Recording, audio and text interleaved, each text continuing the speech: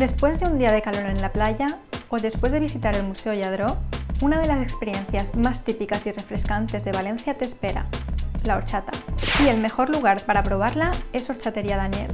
Horchata, a continuación en 10 cosas que ver y hacer en Valencia.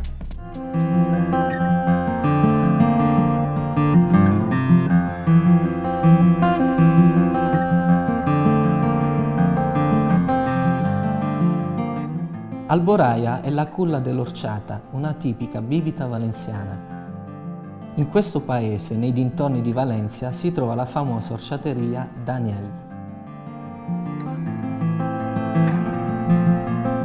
Hola, bienvenidos a Horchatería Daniel. Soy la tercera generación de horchateros artesanos. Mi abuelo fue en el año 49 el que empezó todo este negocio.